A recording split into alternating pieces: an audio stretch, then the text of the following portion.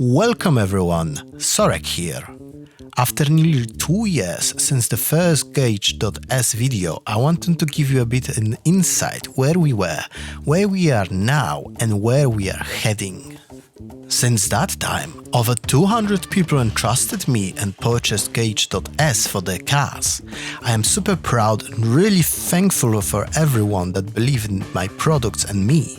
And this video is dedicated to you. Let's start from the beginning. This is PCB, the core of the device. It's the latest model with lots of quality of life improvements. For example, before you had to use a resistor when installing it. Now you can use those connectors, which makes installation much easier and so is interfacing with the device. Newer modules also have built-in accelerometer, and now you are able to connect external GPS module to the device to get actual GPS speed, altitude and coordinates to analyze your logs with extra data. Other than that, PCB made quite few variations, and except black color, it is much more robust and works better, especially when the screen is dimmed. Most recent changes brought us OBD2 support over CAN for Gauge.s, meaning all new cars and engine swaps are supported. This includes, for example, popular in E36 World N54 swaps from E90 series. But for example, here's a short video of me driving MX-5 and testing it. This model is ND version from 2017. Because of that, one of the newest projects is this Gauge.s standalone. This can be mounted anywhere in any car and connected with CAN bus found on the device connectors.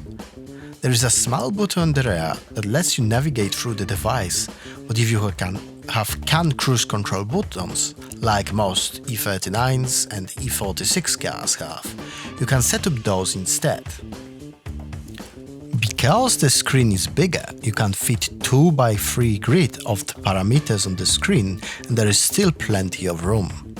The same idea is used for this E46 and E39 center vent mount.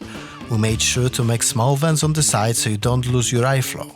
Although beware, do not use humid or very hot air or you can damage your board. More of those projects will come. Each of them will have installation video on most chassis, so don't worry for now. But the most interesting is this OBD2 pluggable Gauge.s. This one will be cornerstone for bigger projects as a replacement for the older unit, Logger.s. As you can see, it's a little smaller and doesn't have touchscreen. What we try to achieve here is to create the device that will let you get data from your car using your phone or your laptop. Idea is to utilize external screens and controls to make more complicated things like reading error codes, viewing and analyzing log files, sending commands to the ECU to control it, and in the end also potentially edit and flash your own binaries to the ECU, or even tune your car live. I always encourage people to tinker with my products. For example, here is touch button you can hide behind some panels or in this case inside the case of the device. 3D printed files for the case will be available public so you could print and modify one yourself. All ideas like this are welcomed and shared in our community on Discord, which link you can find in the description or on our GitHub page.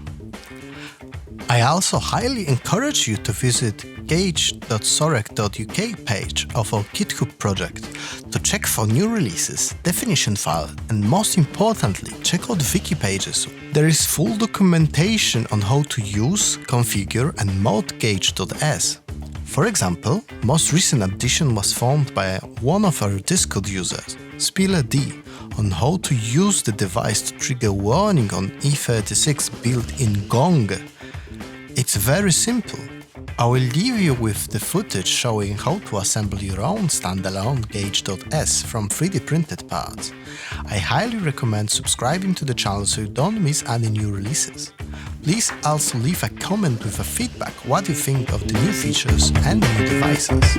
Goodbye!